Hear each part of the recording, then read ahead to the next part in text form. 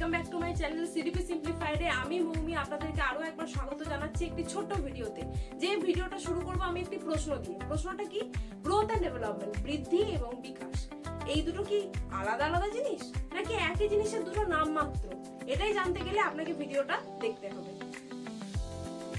Growth এবং development দুটো কিন্তু আলাদা আলাদা জিনিস, কিন্তু তারপরও তারা একে অপরের সাথে কিন্তু রিলেটেড। কিরকম ভাবে রিলেটেড আমি আপনাদেরকে দেখাই।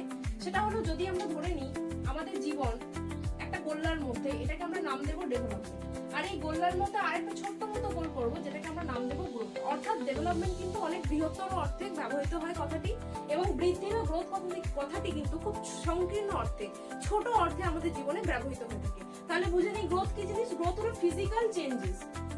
কিরকম? হাইট, ওয়েট, একটি মানুষের বা একটি শিশুর হাইট গেইন হবে, ধীরে ধীরে সে বড় হবে, ওয়েট গেইন হবে, এটাই হলো কি গ্রোথ এক কথায়। এটি কোয়ান্টিটেটিভ, অর্থাৎ পরিমাপযোগ্য একটি বৈশিষ্ট্য আমাদের মানুষের। এরপর কি? স্টপস এট ম্যাচুরেশন। এটি শুরু কোথায় হয়?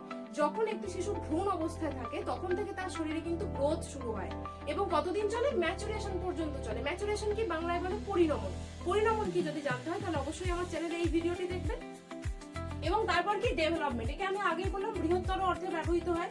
তাই এটি কি না, একটি শিশুর কার্য সম্পাদন করার ক্ষমতার যে বৃদ্ধি, এটাকে কিন্তু বিকাশ বলে। ইংরেজিতে কি বলছি? Increase in the ability to perform a particular task. Okay, এটা কি? Physical changes. এর মধ্যে চলে আসছে ফিজিক্যাল চেঞ্জেস, কগনিটিভ ডেভেলপমেন্ট অর্থাৎ মস্তিষ্কের বিকাশ, ইমোশনাল চেঞ্জেস মানে আমাদের যে প্রক্ষোভ আছে সেগুলোর পরিণমন হবে। ধীরে ধীরে আমরা সোশ্যাল হয়ে উঠবো। আমরা যখন জন্মাই কেউ সোশ্যাল থাকি না, আমরা ইগোসেন্ট্রিক থাকি। ধীরে ধীরে আমরা অন্যের পয়েন্ট অফ ভিউ বোঝার মাধ্যম দিয়ে সোশ্যাল বিইং এ পরিণত হই। তাই এই সমস্ত অ্যাসপেক্টে যখন একটি শিশুর বৃদ্ধি হবে তখনই সেটাকে কিন্তু আমরা বৃহত্তর ক্ষেত্রে ডেভেলপমেন্ট বলবো। এই development quantitative as well as qualitative হয়ে থাকে। Quantitative as well as qualitative মানেটা কি না, এটি পরিমাপযোগ্য পরিমাণগত পরিবর্তন তো বটে, এটি গুণগত পরিবর্তনেরও কিন্তু ইন্ডিকেটর এই ডেভেলপমেন্ট। এর পাশাপাশি কি না, বার্থ টিল ডেথ চলতে থাকে। এটি ম্যাচুরেশনে গিয়ে শেষ হয়ে যায়, কিন্তু দেখুন এটি জন্ম থেকে মৃত্যু পর্যন্ত চলতে থাকে। মৃত্যু কিন্তু আমাদের বিভিন্ন রকম ডেভেলপমেন্ট হতেই থাকে। তাহলে আজকে আমরা বুঝলাম গ্রোথ আর ডেভেলপমেন্ট দুটো আলাদা আলাদা জিনিস না একই জিনিস।